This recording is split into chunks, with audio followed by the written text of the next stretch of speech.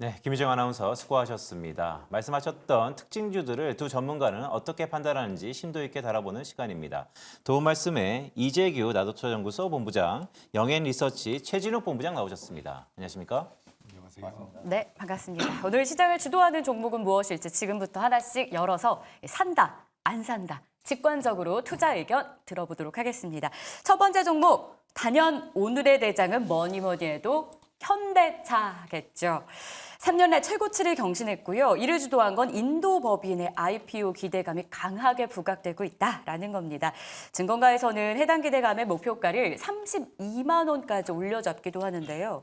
현 구간도 역시 4% 강세네요. 27만 9천 원 선. 두 분은 이 자리에서도 이 현대차를 매수해도 된다라고 보실지 궁금해집니다. 팻말 준비되셨다면 들어주시죠. 두 분 모두 현대차 매수하겠다라는 의견입니다.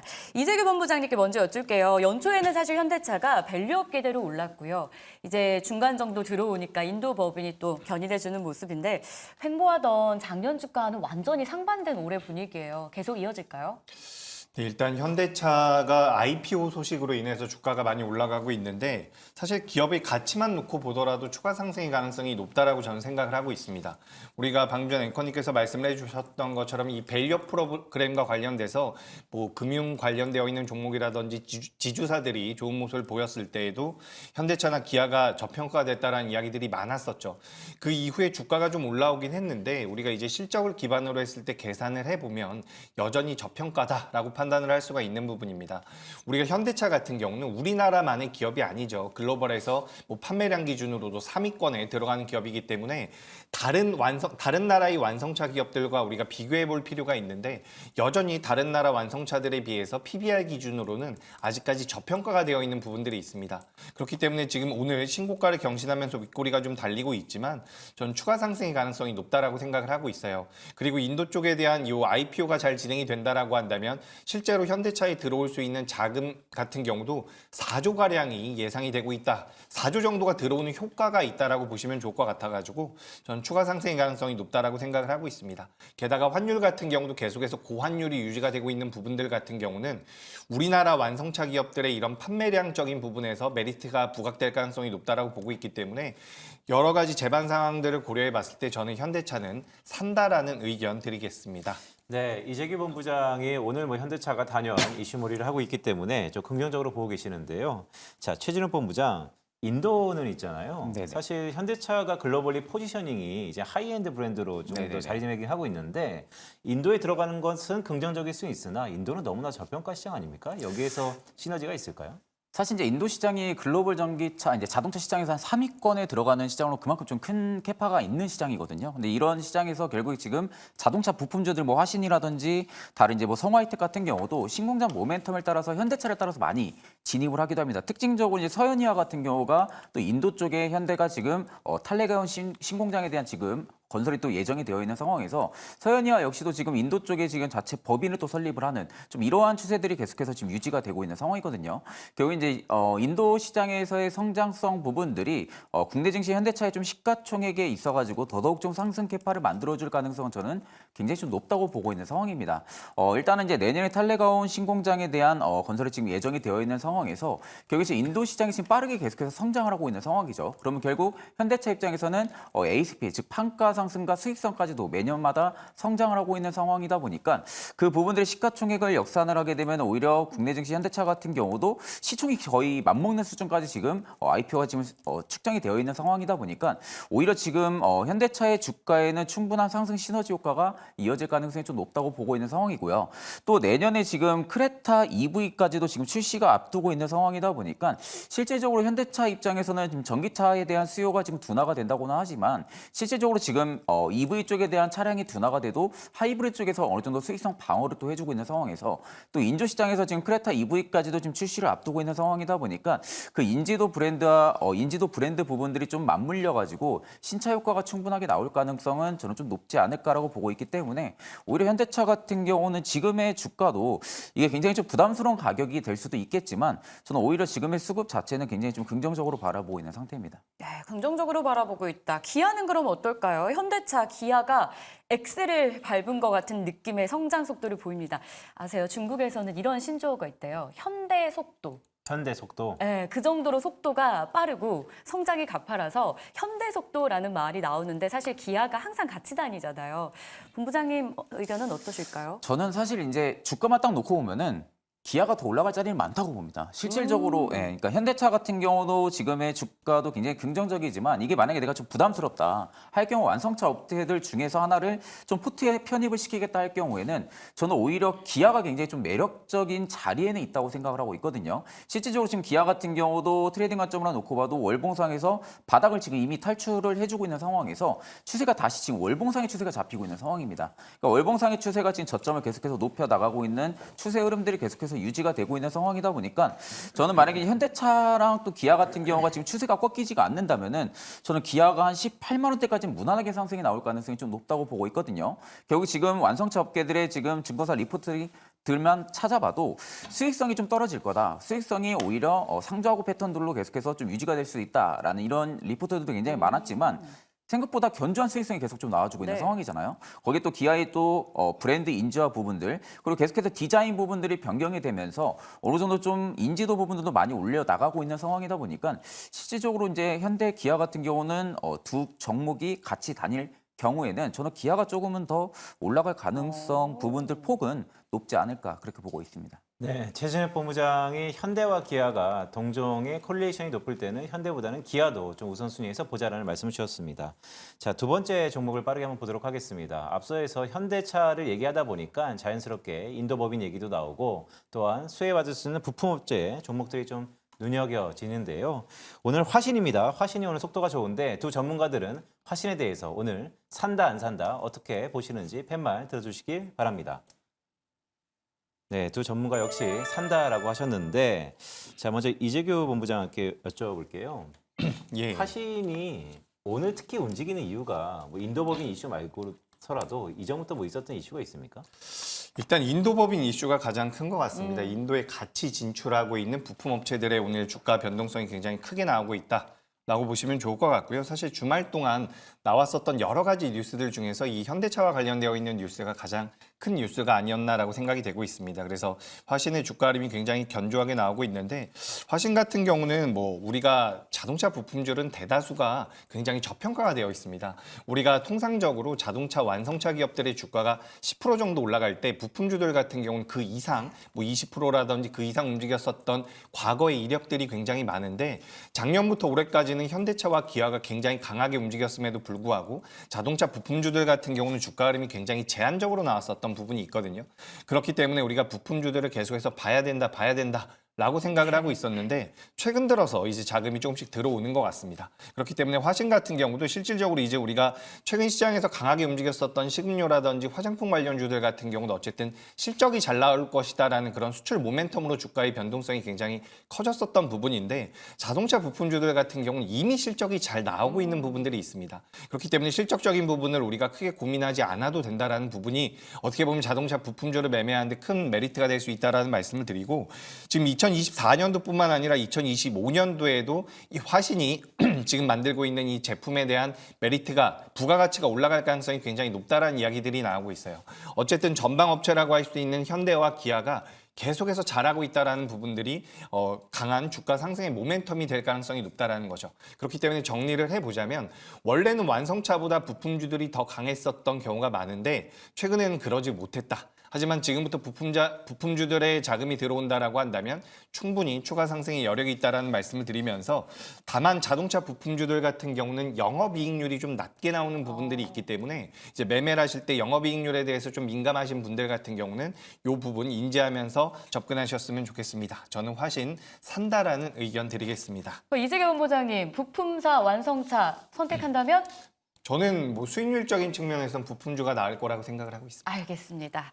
화신 대표적으로 들어봤는데요. 최진욱 본부장의 의견도 궁금해집니다.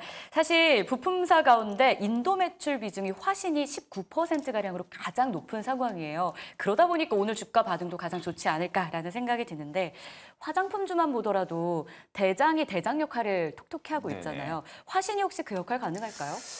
사실 이제 작년 부품주들 움직일 때 보면은 성화이텍이랑 화신이 제일 좀 강하긴 했어요. 그러니까 네. 실질적으로 현대차와 또 기아의 1차 벤더사이기도 하면서 주력적으로 지금 현대 기아 쪽에 좀 매출 비중이 굉장히 좀 많이 나오는 두 기업이다 보니까 좀 두 기업이 어떻게 보면 좀 부품주 내에서 강세 흐름들이 좀 유지가 많이 됐었던 부분들이죠. 근데 일단 오늘 화신이 좀 강한 흐름들은 앵커님 말씀해 주신 것처럼 인도 법인에 대한 효과가 굉장히 좀 강하지 않을까라고 좀 생각을 하고 있습니다. 워낙 인도 쪽에 대한 매출 비중이 지금 부품주 내에서는 굉장히 좀 높은 상황이다 보니까 지금 그쪽에 따른 좀 수급적인 영향을 좀 받는 것으로 판단을 하고 있고 화신이 작년부터 신공장 모멘텀이 굉장히 좀 예정이 많이 되어 있었습니다.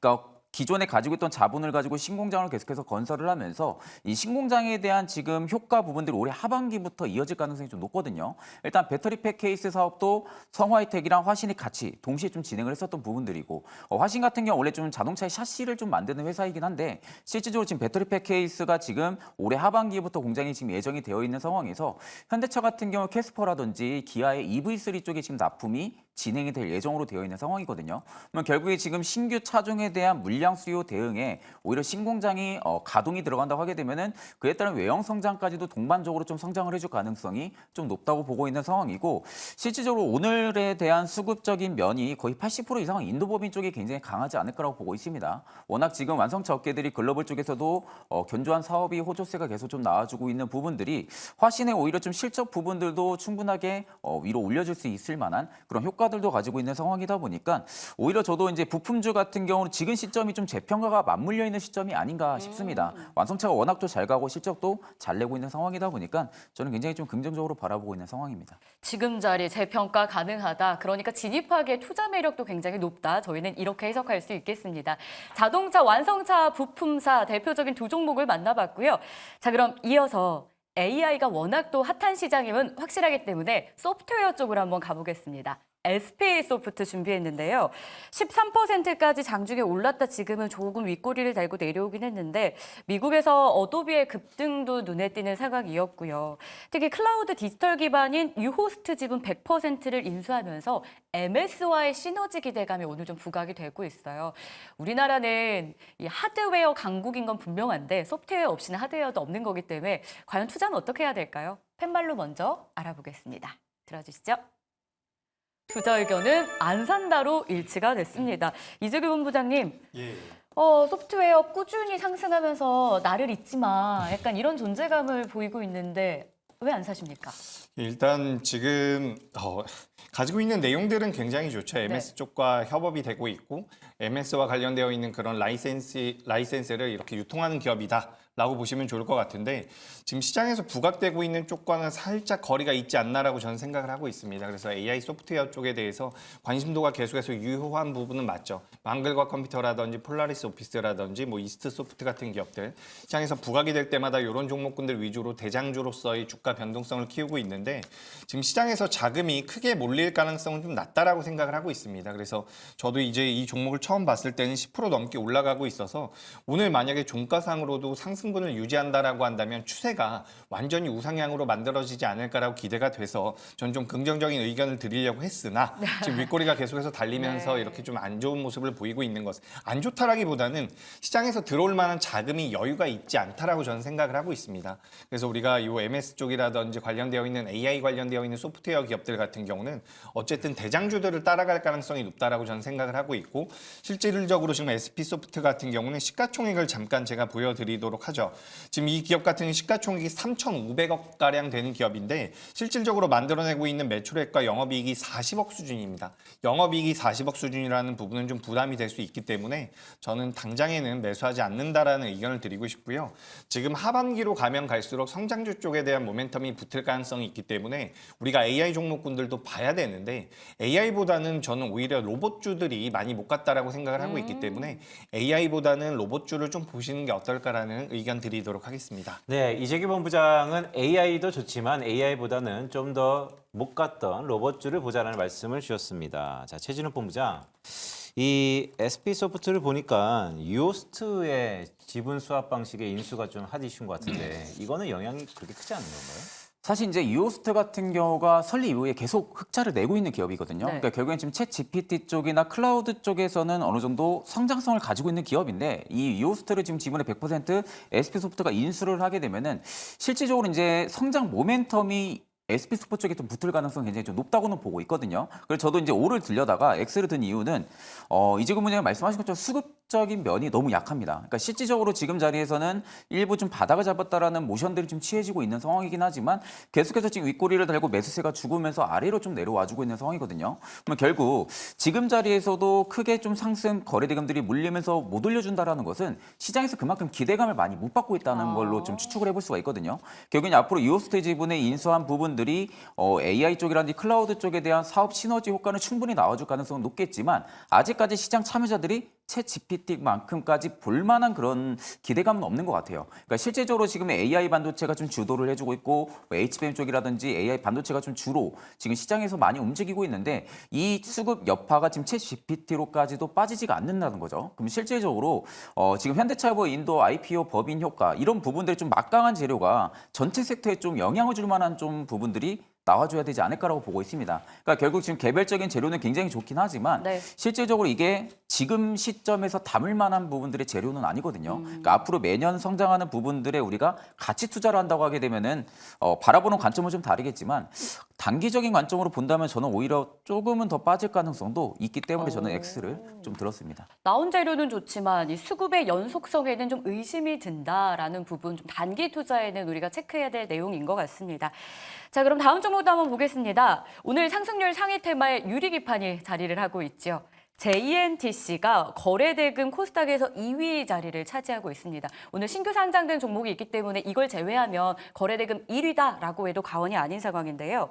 유리기판도 유리기판인데 화웨이 쪽 스마트폰 부품 기대감도 더해지고 있죠. 투자 의견 바로 한번 들어볼게요. 펜말 들어주시죠.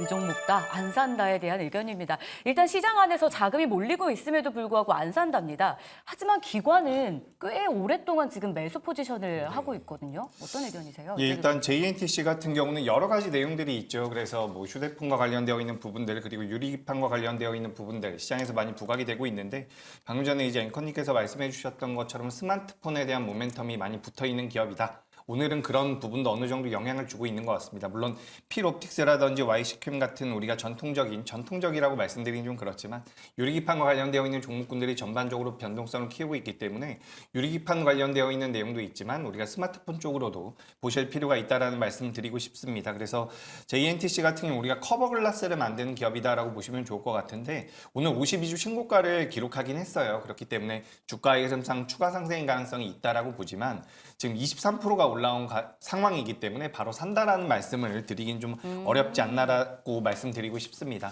그리고 이제 JNTC 같은 경우는 공장을 계속해서 증설을 하고 있었는데 올해부터 이제 3공장이 돌아가면서 이 커버글라스와 관련돼서 스마트폰뿐만 아니라 차량용으로도 납품이 진행될 가능성이 높다라고 이야기가 되고 있기 때문에 이런 부분에선 이제 매출이라든지 실질적인 외형 성장에 대한 기대감은 유효하다라는 말씀을 드리고 싶습니다. 하지만 시가총액이 1조인 상황에서 매출액과 영업이익 기준으로 봤을 때 200억 정도 나오고 있는 상태거든요.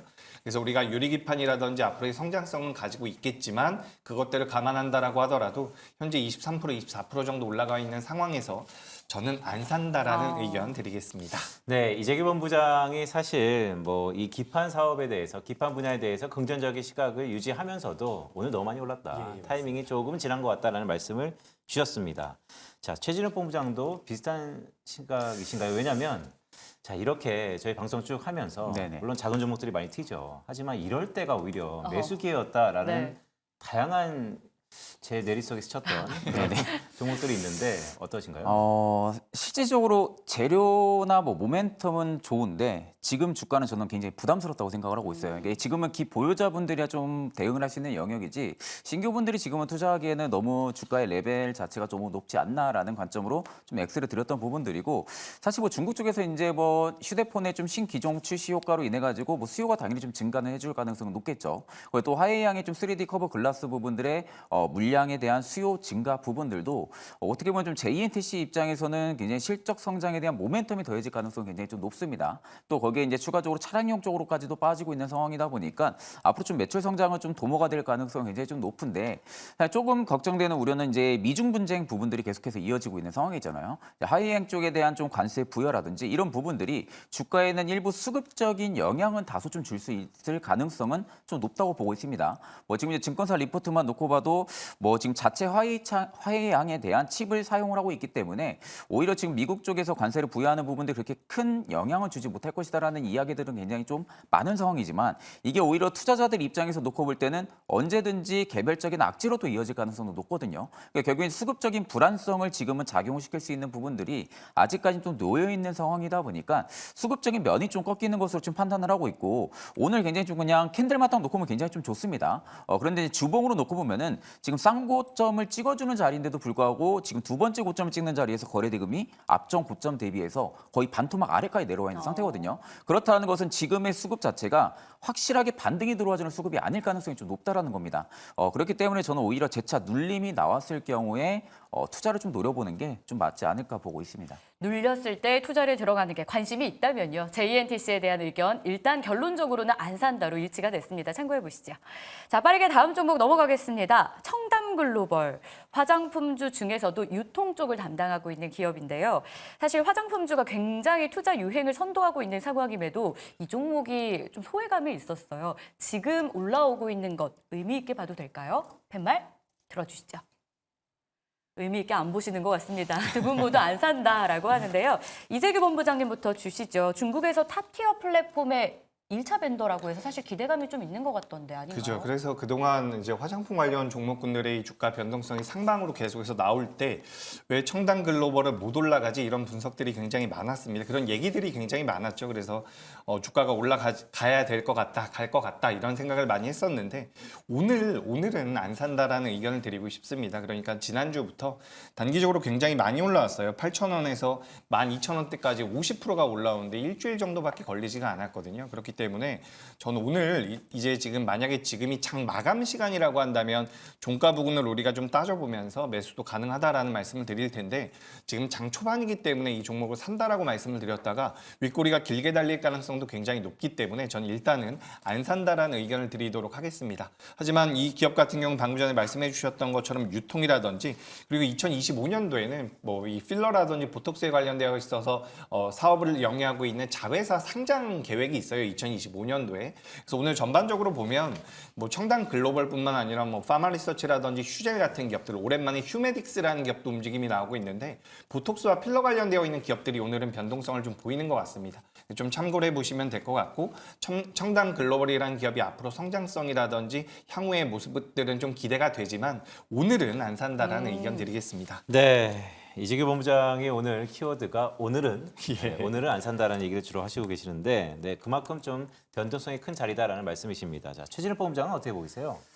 사실 오늘 이재명은 굉장히 똑같아가지고 근데 저는 뭐 실질적으로 청담 글로벌 그냥 자체적인 면모만 놓고 보면은 실리콘2가 더 좋다고 봅니다. 그러니까 실질적으로 이제 글로벌 제품 브랜드에 좀 유통을 하는 회사이기도 한데 실질적으로 유통 판매 채널만 놓고 볼 때는 실리콘2가 또 압도적으로 또 높은 상황이거든요. 그러니까 결국엔 청담 글로벌 대비해서 그래서 실리콘2가 굉장히 좀 강세 흐름들이 들어와줄 때 청담 글로벌이 좀 못 갔던 부분들도 있었다고 생각을 하고 있고 지금 청담 글로벌 같은 경우 필러나 뭐 보토스 쪽, 이 바이오 비주 쪽에 대한 투자 확대가 지금 계속해서 나타나고 있는 상황이고 뭐 일본이나 베트남 시장 쪽에서 진출을 해주면서 성장 모멘텀 일단 붙어준 상황이긴 합니다. 중국 쪽에 대한 채널 유통 판매량도 많이 증가를 해주고 있는 상황이고요. 근데 다만 지금 유통 쪽에 대한 부분들의 대장 역할은 지금 실리콘2가 하고 있는 상황이다 보니까 실질적으로 화장품 유통에 대한 투자만 놓고 볼 때는 저는 오히려 실리콘2가 조금 더 매력적이라고 보고 있는 상황입니다. 이 종목을 볼 거면 그냥 실리콘2 근데 많이 올랐기 때문에 따라가는 게 약간 부담스러운데 그래도 실리콘2 지금 시장은 뭐 많이 올랐다고 네. 뭐